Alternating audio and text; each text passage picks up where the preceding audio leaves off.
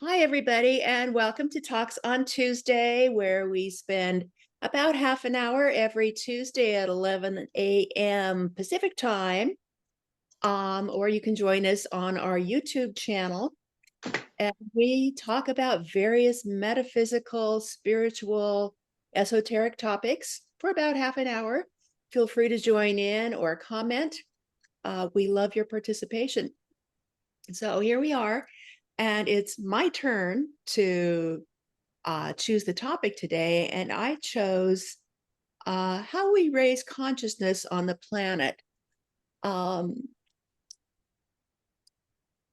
a lot of us have come to the conclusion, and I think the first time I heard this was from Dr. Eric Pearl, that we look around the world and all the trouble we have, and Dr. Eric said there is no political solution. And I think that's true. And what we have to do to heal the planet is to raise consciousness. But there's so many, it's like many of our topics, there are so many ways of thinking about this. It's difficult to know what to do. So I went into some specifics in preparation for this topic with David R. Hawkins, who developed the Hawkins scale of consciousness. And what he says is we know when we are raising consciousness, we get indicators of when we are lowering consciousness. And that's usually when we're in ego.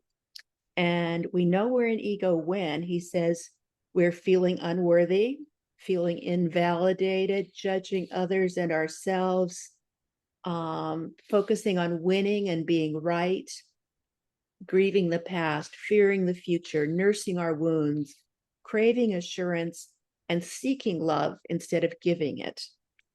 And I think those are pretty good guidelines for how they're great guidelines for living, but also for raising the consciousness of the planet. And according to Hawkins, every time we raise our consciousness, we affect the rest of the planet, which we know from our holographic paradigm that we are all reflections of everyone else. And he says every thought, action, decision, or feeling creates an eddy in the interlocking, interbalancing energy fields of life. In this interconnected universe, every improvement we make in our private world improves the world at large for everyone. And I know that's a long intro, but I just thought I would throw that out there for you to delve into and see what you think and want to share about that. Wow, Mary, that was so beautiful. Thank you so much for introducing this. I think about this a lot, like everybody else here does, or feel this a lot and witness this a lot. And a couple things have been on my mind recently.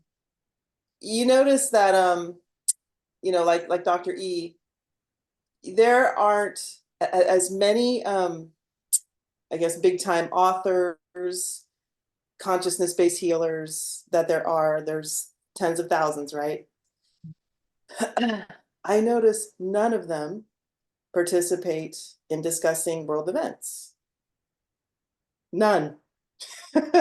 Not on their own private, not on social media, certainly. And, I don't know if they do it privately, and it's such an interesting thing to ponder. And it's for all the reasons you just said, Mary, of course, right? I feel like it's needed, though. I feel like there must be a way to do it. I don't know.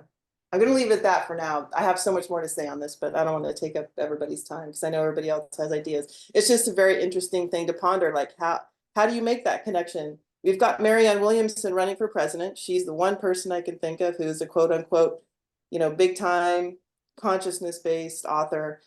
And watching her, even she doesn't really say anything consciousness-based while she's running for president. She sounds like all the other politicians. And she has to. She knows. She's very specific. She knows what she's doing. It's very interesting to watch. I think we just don't know what that looks like. Yeah, she is helping us raise our consciousness as she talks kind of around these issues in the vocabulary of awareness and consciousness and right action. But you're right. I think a lot of people are run shy of losing portions of their audience Mhm. by, describing what's going on in real terms. But I think we have to be aware of what's going on. We have to be aware of the state we're in. Yeah, that's an excellent point, Mary. Thank you. Well, I remember when Marianne Williamson was running in the past, and she did actually, in fact, during the debate that she was in, she talked a lot more about consciousness, and I loved it. I thought it was fantastic. But after the debate, I think a lot of people didn't understand or didn't quite know where she was coming from. And I think a lot of them didn't take her seriously. And I don't Yep. know, what her thought process is, but that might be, I mean, she might just feel like, okay, if I'm going to be more taken a little more seriously, maybe I need to, kind of change the vocabulary a bit. But I agree with you. I think I loved hearing it because that indeed is what we need. And the same thing with medicine, people they throw pills around and things like that when, you can do vibrational medicine. And Speaking of medicine, it does seem to me like politics is taking the same wrong-headed approach to difficulties as medicine does by treating symptoms rather than root cause. And if the root cause of what is making our planet suffer so much is probably fear, greed, which grows out of fear, um, then getting to the root, it's the drug problem. That's all about the need to be safe and loved, and people take drugs because they are miserable in some aspect of their life. Barbara, I just wanted to wrap up, not wrap up, but build off of what you were saying about Marianne. Two things. Number one, yes, she learned that in politics, you do not use the word love. Yeah. She used it the first time she won. It killed her. And I also too, like you, Barbara, I noticed that she very obviously hired a team to help her talk like a politician. And that's what you do. That's very smart. And she's crossing a line, so God love her. It's very interesting. Yeah, Yeah. it's very brave. So the other thing, yeah. So one thing I was exploring myself back to raising consciousness and how to do it in this environment in the world when nobody wants to lose their trust base and they don't want to come across as being on one side or the other. I was noticing specifically with the Israeli Palestinian war, and I don't know if you guys are on Twitter, but there were three very specific storylines that people were rallying around about who's doing what, whose fault is what, who created this war. And I know which one sounded the most true to me, and it was the one that was being the most oppressed. I'm not going to go into which one it is because it doesn't matter. And I felt like that's maybe a way in is, and it's very controversial. I know Jillian always used the word controversial when she talks about consciousness-based healing because there are really controversial aspects to it. And it's back to the three stories. There's probably 7 billion stories about why this war is happening or how it is or what it is. And maybe that's the point. Everybody gets to grab onto the story they need, and they get to have the experience that they need to have. And I don't know if that's neutral enough for the world. And it can seem controversial because we're so much about like, what's the real truth? What's the real right thing to happen? And everything ends up being under this conspiracy theory thing, right? But I sit there and I go, well, if the healing is in, we just take responsibility for the story that we're experiencing, then maybe that's a place to start. That's where I start with my own healing, without going into victim consciousness. And Yeah, that's beautiful, because really that's all we can do is just start from ourselves and you know. And experience. it's the only place we can have an effect is through our own action, our own model of behavior, our own response to whatever arises in front of us. I'm trying hard not to flip off other drivers. And, that's an attack. I think that is what raising consciousness is it's how we are, how we vibrate at what level, and how we share that, and not always cognitively, but Yeah. you know, that to me was what I thought. As Darren said, everyone has their own, uh, ideas of what it means, or how to deal with the global situation, which is, so chaotic. It's sad. So, yeah.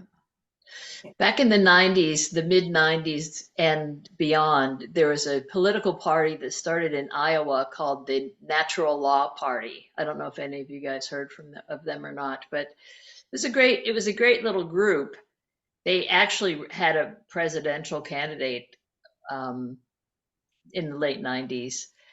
And their take was peace, basically, and to do what's needed to get peace. And during the Bosnian conflict, they wanted to send people over there to meditate and try to reduce the anger and just the feelings of hate and frustration. And they felt that this is the first step towards finding a solution, is to kind of lower the temperature and use meditation as a way to do that.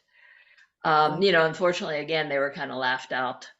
Yeah. But I thought that was just such a great idea. And I'm so glad you Yeah. brought that up, because that's one of the things we do have scientific research on, is the effects of meditation on the behavior of a group. When they tried TM in prisons, they found that they needed just a small percentage of the prisoners to take part in TM, and the population's behavior modified significantly. And Yeah. I've always thought that reaching a critical mass with reconnective healing or any of our other approaches to awareness is something we should put some effort into. Or Yeah, that there's a Hawaiian. group that does that. I think it's Go ahead, called Darren. the- You're jumbled. Oh, no, I was just gonna say there is a group that's been doing that regularly. You guys probably get their emails too. I forget who it's from. Anyway, I think it's called the One Field or something like that, and they have these regular Oh, meditation yeah. groups, and they still word it though about how we're going to send energy to them. Like, okay. Yeah. But it still works. So that's a whole nother discussion, as you all know. Well, intention is powerful. Yeah. Oh, Mary, or for all of you, yesterday morning, I was in traffic in Los Angeles, 101. And I had a thought. I thought, we basically, 99% of us are on our way to take care of something. We really are. Yeah, I'm looking at, all the service trucks, and I was on my way to go take care of somebody. And I thought, it felt true to me. It felt like, basically all of our jobs and the things that we do when we're sitting in our cars is we're going to take care of something. And I just felt like this lightness. I was like, well, that's cool. And not that, there aren't those squirrely people that, are reckless, but I just chilled out with that thought. It's a good thought. A connection, it was just your observance of that connection of just are they and they are you, and it's all together, there is that. And how cool is it? We're all jammed up in this traffic because we really want to go take care of something. Yeah. Because that's what we do. It just was kind of funny. And we end up hating it because it's frustrating. But really we're just taking care. 90% of us. Things to do, places to go. People to see. Yeah. And when And somebody how- cuts me off, I just think, I know I did that to somebody in the past. So, I don't flip them off or really care, because it's like, I've done that. So yeah, it's just my turn now. Okay. Go on, Renee. It looked like you were going to say something. Yeah, I was just about to say that, on the way to take care of somebody else, maybe focusing on taking care of ourselves first is the order of the day and the reverberations that come from that. So if I'm able to, maybe put a lid on it or put a sock in it and stifle my impulse to become annoyed at someone who's not following the boundaries of the road or the rules or the lines on the road, even though they are there for a purpose, and even though they are there to protect all of us, when someone is disrespectful and trespasses over those boundaries, somebody feels that. So I do feel that it is my place to express myself if that is infringing on my right to have safe boundaries and not have someone overextend themselves beyond these road markings. But not everybody cares about that. So I kind of grapple with, okay, well, how do I present this in a way that is not confrontational, that's maybe educational?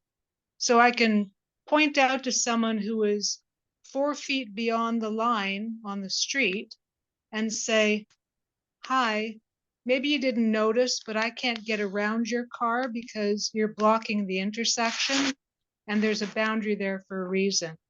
And maybe I'm a little oversensitive because I've been struck by a vehicle when someone was making a right turn when it wasn't his right of way to do so. And that really impacted my life and was could have been life threatening, could have killed me. Didn't, thank goodness. But maybe I am like an ex-smoker. Maybe I'm a bit oversensitive about that. But I do still feel it is my place to not, put my dukes up and get into a row over it, but to at least say, oh, do you think you could move back a couple of feet so I can get across safely? And a lot of drivers will do that without a word, without any bad vibes. They will just do that. And I really appreciate when they do. And then there are others, like the woman the other day who said to me, well, I can't see, darling. And, I'm certainly not going to risk my life for you, darling. And I thought, well, no, do not say another word because it's not worth it. And then we all go on our merry way and in a relaxed way. So there you have it. I always go on my merry way. Yes, you do. Very good. Yeah. Yeah, Yeah. changing the outlook from me to we is really important. Acting as we rather than me. Renee, I thought that was really beautiful because I too, probably everybody here often, I do see the way we are in cars as such a great metaphor for consciousness, and specifically the respecting of boundaries and the respecting of preferences. And yeah, the other day I saw someone do something so fucking crazy in traffic. And actually they did it in a safe way, as weird as it was. And I was like, huh, that's actually kind of cool. And I would say, yeah, I mean, break the rules. There's a part of me that always wants to break and bend the rules. Do it in a safe way. Just, I don't want to really, I don't want to collide with you. But holy shit, what you just did, that was spectacular. And I've never seen it before. And I thought I'd seen everything. Anyway, yeah, it certainly is an interesting contemplation and reflection about Yeah. what we do in consciousness and how we respect other people in our consciousness. And we have that telescopic lens where if we view things up close, it's really difficult. You know, standing back and seeing the world view and the big picture, it's easy to be loving and generous, but one-on-one in that intersection, it's hard. Mm. So I think that's why we're here. Point. If it were easy, everyone would do it. Mhm. Yeah. Yeah, and I think it's okay not to like everybody, but I think that still having that regard for them as humanity Mhm. is part of that discernment of like I was talking to my husband the other day, and we were talking about getting back to what you were talking about, Doreen, as far as the Mideast conflict and how difficult it is for people to talk about that on forums like this because it is so emotionally based.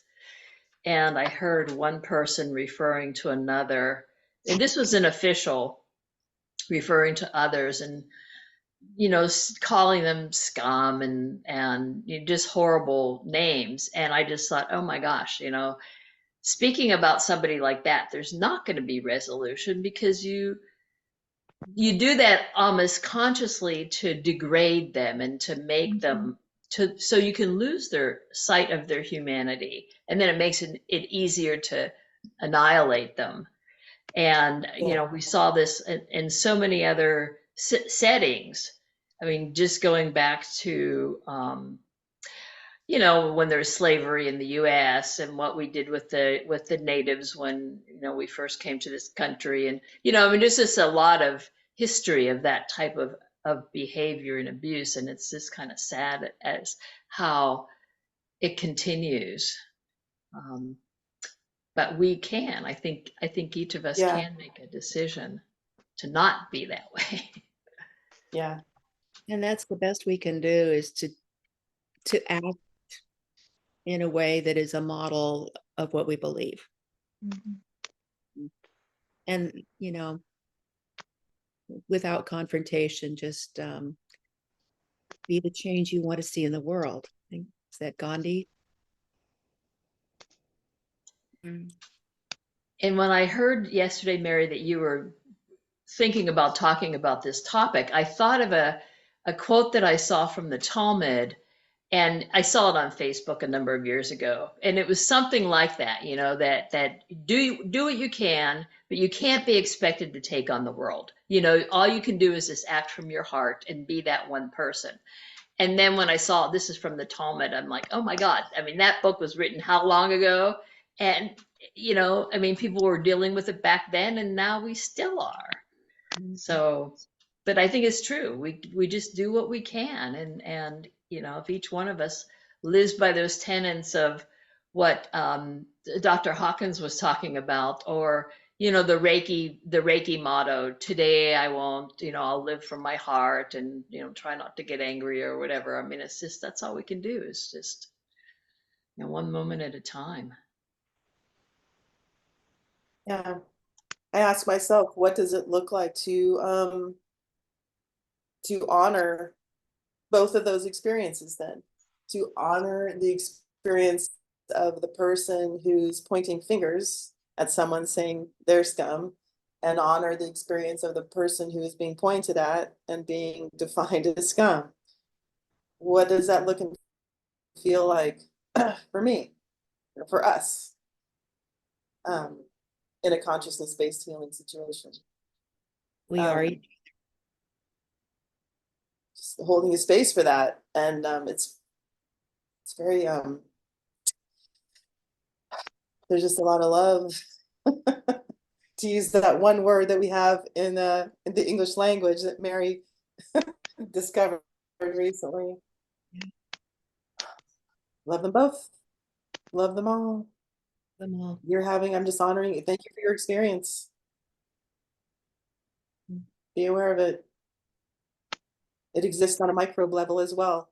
there's so many things I could say from my studies of microbes that plays out in our consciousness. And you know, it's the same stuff. Somebody has to be, everybody is eaten and eats. What? And one way to do that is to point at someone and call them scum, I suppose. I guess that's another subject. I don't know. I've never contemplated that, but there's no life without it. There's no life without eating and being eaten, and having that decomposition loop that happens. And I went into this whole contemplation about how our experiences decompose in the field, but that's a whole nother thing. We are out of time. We are out of time. It's been a great discussion. Thank you all so much. We went fast. We'll see you next week for scum. Yeah, we can talk about scum on a microbial level. It's very necessary. You got to have it. Okay, we'll see you next week. Thanks. Bye-bye, Yeah. you guys. Great. Over and out.